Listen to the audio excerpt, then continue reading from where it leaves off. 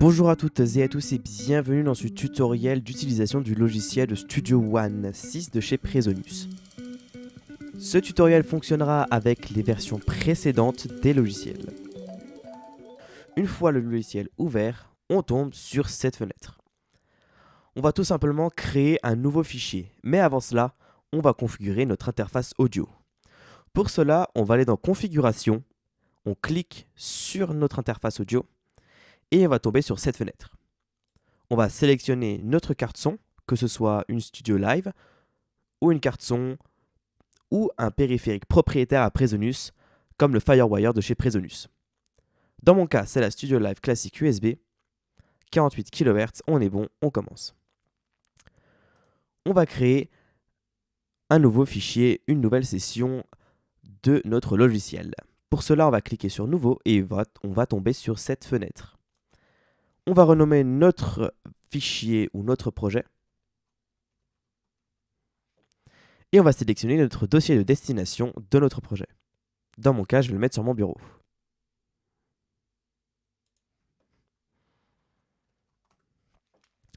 Je sélectionne mon dossier. 48 kHz, 24 bits, on est bon. On peut créer notre session. Une fois notre session créée, on va tomber sur cette fenêtre. Sur votre droite, vous aurez la fenêtre Parcourir pour parcourir vos instruments, vos plugins, vos boucles, vos fichiers. Allez dans votre cloud, SoundCloud, Presonus Sphere et votre boutique pour les plugins de chez Presonus. Pour la fermer, il suffira de vous faire F5 ou de cliquer sur l'onglet Parcourir. On va dès à présent créer notre première tracks. Pour cela, on va aller à gauche dans Ajouter une piste ou tout simplement faire T. On va tomber sur cette fenêtre. Cette fenêtre va nous permettre de créer une piste audio ou une piste instrument ou une piste d'automation. Dans notre cas, on va créer tout d'abord une piste audio. Ma piste audio, je vais l'appeler Jazz, puisqu'on va créer une piste pour ajouter de la musique. Je vais en créer une, je vais choisir ma couleur. Pour choisir votre couleur, il va falloir décocher autocoloration. Mon format sera un stéréo, puisque ma musique va tourner en stéréo. Ma musique va être branchée sur une piste stéréo de ma console. Pas de preset. Et les entrées et les sorties, on verra ça juste après. Je fais OK, ça m'a créé ma piste, elle est juste ici. Pour pouvoir zoomer en hauteur, je fais CTRL. Pour pouvoir zoomer en largeur, je fais CTRL, Maj ou CTRL Shift, c'est la même chose. Une fois après avoir fait cela, je vais aller dans mon mixeur. Mon mixeur que je peux accéder soit en cliquant ici ou en faisant F3. Une fois dans mon mixeur, nous avons plein de paramètres disponibles pour nous. Nous avons la sélection de nos instruments que nous n'allons pas voir aujourd'hui. Ici, nous aurons toutes nos pistes affichées en petit. Et là, nous avons notre mixeur avec notre fader, nos inserts, nos plugins et nos départs pour aller dans des bus. On verra ça dans une prochaine vidéo pour apprendre le mastering. Pour sélectionner mon entrée, il va falloir que j'aille ici, dans Entrée, droite ou gauche. Ici, j'ai que ça comme entrée. Donc, je vais devoir paramétrer mon interface avec mon logiciel, avec la configuration entrée-sortie. Pour cela, je vais faire un clic droit, configuration entrée-sortie audio, et c'est ici que je vais pouvoir faire mon routing. Pour faire mon routing, il va tout simplement d'abord falloir comprendre ce routing. Ma console est composée de 16 entrées. Ces 16 entrées, on les retrouve ici. 17 et 18 pour mon main, mon master fader de ma console. Ma console va donc recevoir un signal par exemple dans le canal 1. Il va falloir que je dise à mon logiciel de récupérer ce signal et de le mettre sur une tracks. Pour ça, je vais devoir rajouter une piste mono. Mon logiciel ici récupère l'entrée numéro 1 de ma console. Je vais le faire juste ça pour mes 16 canaux. Comme ça, je sais que tout ce qui rentre dans ma console rentrera aussi dans mon logiciel. Pour configurer mes sorties, je vais moi me mettre sur le canal 15 et 16 pour entendre mon main, donc mon master fader de mon logiciel. Ça veut dire que tout ce que j'entendrai et qui provient de mon logiciel, je l'entendrai sur le canal 15 et 16. Tout ça dans mes sorties. Dans mes entrées, on retrouve donc mes entrées de ma console et de mon logiciel. Donc le canal 1 correspond à l'entrée 1 de mon logiciel. Et en sortie, ma sortie mail de mon master fader logiciel sortira sur mon canal 15 et 16. Une fois que ça c'est fait, vous pouvez cliquer sur appliquer. Le logiciel applique ce que vous avez demandé. Et par exemple, ici vous voyez dans mon entrée 1 de mon logiciel, je reçois mon micro parce que dans ma console, j'ai branché mon micro sur mon entrée 1. Une fois que ça c'est fait, vous pouvez cliquer sur OK et on peut continuer. Pour voir si votre routing a bien été effectué, vous allez aller à droite, dans Entrée-sortie, tout en bas, vous allez sélectionner Afficher les sorties, ou le petit bouton avec la petite flèche. Ça, ce sera pour vos sorties, par exemple, moi, mon fader 15-16. Pour afficher vos entrées, ce sera le bouton juste du dessus, et vous verrez toutes vos entrées. Sur ces entrées, par exemple la 1, vous pouvez voir que je parle, et qu'il y a un vumètre. Ce vumètre indique qu'il y a donc du son dans mon entrée 1.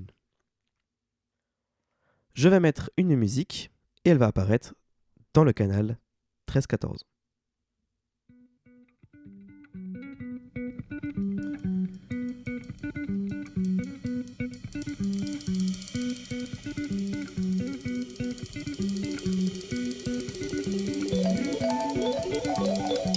Pour pouvoir lier une entrée à une entrée d'une Trax, il va tout simplement falloir sélectionner ici votre entrée. Dans mon cas, j'aimerais l'entrée de la musique, c'est-à-dire 13-14. Je vais sélectionner mon entrée 13-14. Hop. Une fois que ça c'est fait, pour enregistrer, je vais devoir armer ma piste en cliquant sur le bouton enregistrer de ma piste. Je désactive ou active le petit haut-parleur pour pouvoir avoir un retour monitoring. Une fois que ça c'est fait, on va pouvoir commencer notre enregistrement. Pour enregistrer, il suffira d'appuyer sur le gros bouton en bas pour enregistrer.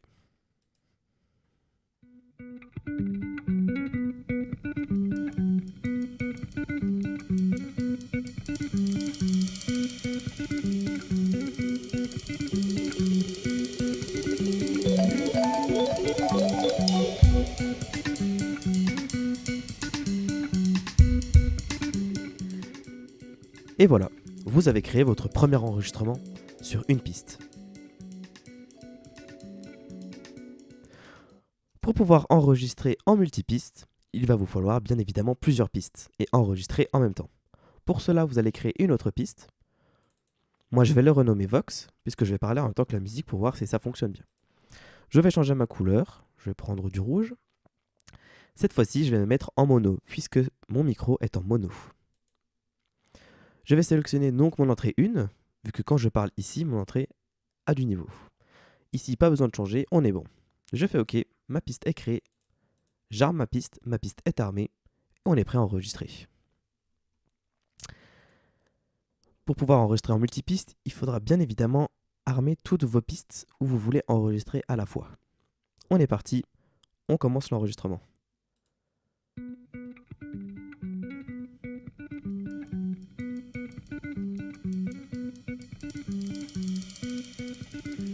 Comme vous pouvez le constater, quand je parle, on voit que ça enregistre en même temps que la musique. C'est un enregistrement multitrack.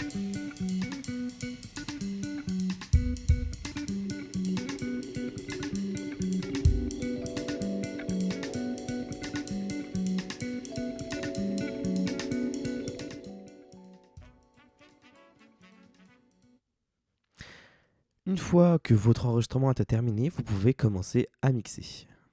Avant le mixage, il y a d'abord le montage. Le montage permet de découper vos tracks pour ne pas avoir de rejet ou de données en plus. Vous pouvez effectuer un solo sur une des pistes.